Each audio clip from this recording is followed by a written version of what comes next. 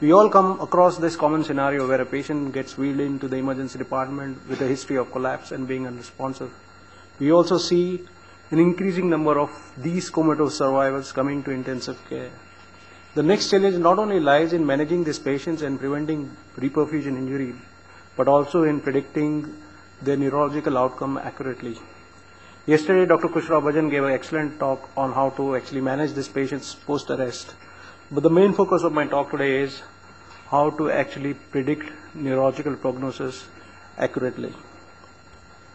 To guide us all, the American Academy of Neurology actually published a practice guidelines in 2006 to enable us and guide us in accurately predicting the prognosis. What they did was they did a systemic review, identified whatever parameters they could, and they actually looked at which parameters were more reliable or most reliable with a false positive rate of nearly 0%. And taking these parameters, they came up with an algorithm which actually helps us guide and identify which patients will do badly and which patients won't do badly. So let's go to this algorithm. So once you have a victim which has survived a cardiac arrest and is still comatose, we need to first exclude the major confounding factors. So this is all the patients comatose only because of the hypoxic brain injury, or there are any other causes that we can actually identify and pinpoint. Once you have done that, over the next 3 days, if you have that the patient doesn't have any brainstem reflexes, you need to proceed to brain depth testing. But on the first 24 hours, if you see that the patient has myoclonus status epilepticus, it's associated with poor outcome with a false positive rate of 0%. In the next 1 to 2 days, that is day 1 to day 3, if you do a somatosensory evoke potential and find that there are bilaterally absent N20 responses, then again patient's outcome is poor. Or if you do a serum neuron specific analysis which is more than 33 micrograms per liter, again the outcome is poor. And on day 3, if the patient still has an absent pupil, has an absent corneal reflex, and has an extensor or an absent motor response, again the prognosis is poor. But it is important to understand what endpoint I am talking about. When I say the patient's prognosis is poor, what does it really mean? Because it's better to tell or spell it out to the family as well, what you mean by poor prognosis. What this chart actually, or the algorithm says by poor prognosis, is that this chart is able to actually predict a prognosis no better than a vegetative state, or the patient will be severely disabled with total dependency for all day-to-day activities, or Glasgow-Coma scale of less than 3, which is just the same that I spoke now. There's an additional limitations to this guidelines. These guidelines, prognostic signs were validated from studies where hypothermia was not used. And in the light that hypothermia is now becoming a standard practice in most cardiac arrest patients, and will soon become a key performance indicator in our ICU, are these guidelines useless? The answer to this is still no. Because you'll still be referred patients who had arrest somewhere else and small centers where hypothermia was not used, and you'll be transferred this patient, or will get this patient in your hospital, or you can't use hypothermia in all the patients. There are some contraindications where hypothermia cannot be used. So the next big question is, are the ANA guidelines as accurate in patients who are treated with hypothermia? And the answer to this question was violated in few observational studies and case series. You're unlikely to have a randomized control trial in this today's era because it's now a standard practice. Before I look into the guidelines, you should remember that the first 24 hours of this hypothermic patients will most likely require some sedation and paralysis to achieve and maintain the target temperature, and often what it does is it masks the status epilepticus and myoclonus. So the first part of the guidelines is pretty useless. In the next 24 to 36 hours, what we do is we try and gradually rewarm these patients. And we should be a bit cautious because the sedatives that we use take a longer time to clear, because hypothermia reduces the metabolism, so the drug clearance is a bit prolonged. So let's look at the evidence. It's possible to discuss all the evidence in this 15 minutes, so I'm just talking over the few important ones. The first study was published last December in 2010, and it's a prospective observational study of 192 patients of comatose survivors from Minnesota. What they did was hypothermia was initiated at the scene for an VF arrest and maintained for 24 hours. All the non-VF patients and in-hospital patients did not receive any hypothermia. There was a slow active rewarming later on, and what they did was they examined the patient between 1 to 2 days and between 3 to 5 days. The primary outcome was in-hospital mortality and the CPC score. What's the CPC score? It's just the cerebral performance categories, where category 1 indicates the patient has full recovery, category 2 indicates that the patient has moderate disability but is independent in his day-to-day activities, whereas category 3 is severe disability, where the patient is completely dependent on all activities to others, and category 4 is a persistent vegetative phase, or the patient still remains comatose. Category 5 is death. So let's look at the results. What we see here is, if you look at even an absent pupillary reflex and an absent corneal reflex early on is a reliable predictor of poor outcome. And same is, it still remains a reliable indicator if the pupil is absent even at 3 to 5 days of it. But the most interesting thing is that a GCS motor score of less than 2, that is an extensor or worse than extensor or no response, even as late as day 5, is a poor reliable indicator, or not a reliable predictor of poor outcome. And you can see here 12% of the patient actually survived. And this is an interesting finding, as I said, because this is not consistent with the AN guidelines which was published in 2006. Status myoclonus they also found that it was a reliable predictor even early on day 1 and day 2, and even if you pick myoclonus later, again it's a it's a reliable indicator of poor outcome.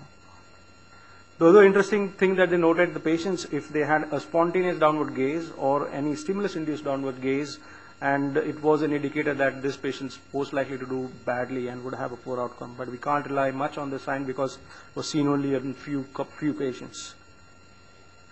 They also did an EEG when the patient was rewarmed on day 3 and in the therapeutic hypothermia group, and also on day 2 in the normothermic group. And what they found, if on EEG you have a continuous suppression, a burst suppression pattern, or status epilepticus, or a non-reactive EEG, which is if you are doing an EEG and give a stimulus to the patient and you see no change in the EEG, it's again quite reliable predictors of poor outcome.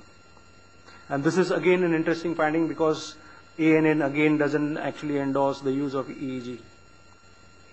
Neuron-specific analysis, which again by ANA is quite a reliable predictor, was found not to be useful, and it's not a reliable predictor in this study. And as I said, it's again an interesting finding.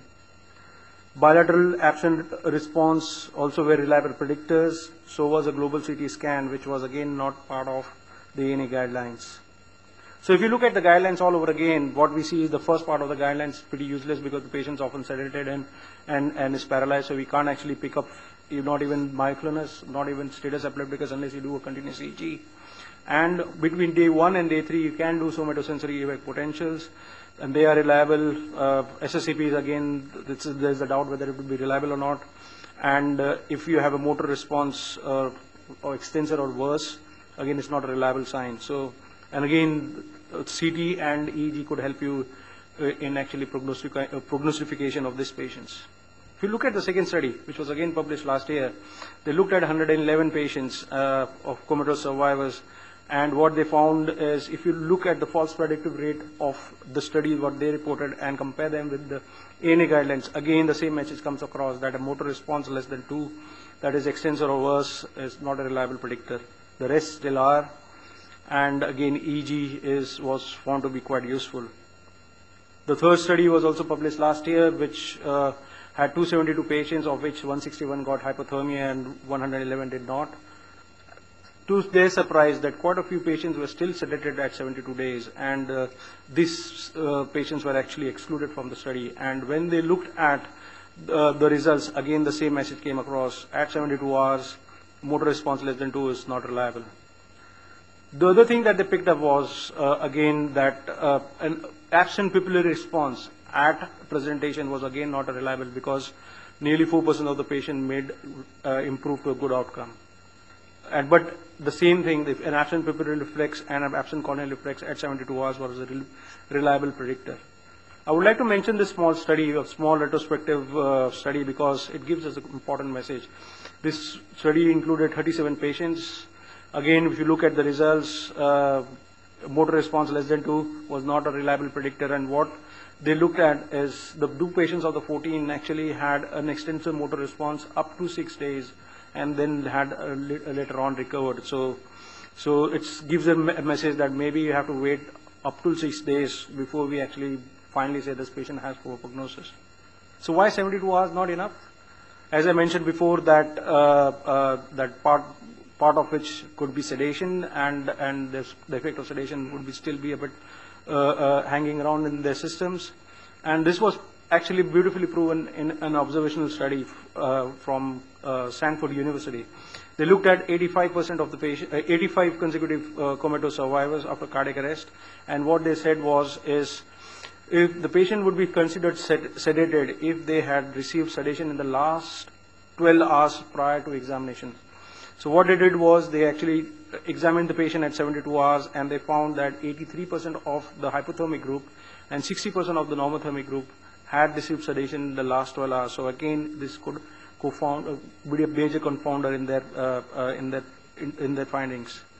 So also interesting they reported was an absent pupillary reflex at more than 72 hours, an absent or a motor response less than 2 at 72 hours, and a peak annulus level less than 72 was only a good predictor of poor outcome with 100% specificity only in the non-sedated patient, irrespective whether they had received hypothermia or not. So what's the current practice? The current practice is, I went across and looked for in many surveys, and what I found was that there's a survey reported by the Netherlands, and especially in how do they actually prognosticate in the hypothermic group, what they found was neurological examination was still the predominant way they actually went by and prognosticated the patient. They often use SSCP as another tool to help them guide that. EEG was quite common, so nearly 56% of the patients, the EEG was used to actually help them prognosticate. There was another survey actually reported from Norway, and again they used neurological examination as the major tool to actually prognosticate. Again, SSCP was not used in this center. EEG was used in nearly half of the patients. So what are the take-home messages? The take-home messages are the prognostication in hypothermic group should be carried out at least 72 hours after the resumption of normothermia. The GCS motor score of less than 2 is not a reliable predictor at 72 hours and may have to wait until 6 days post-cardiac arrest before using as a predictor of poor outcome. EEG has more say in predicting poor prognosis. A cutoff values for neuron-specific annulus need to be relooked at, and the ANA guidelines need to be revised in light of the emerging evidence. In future, the decision to palliate may be possible with a combination of neurological examination and some objective tests, and not basically solely on the neurological examination. Thanks.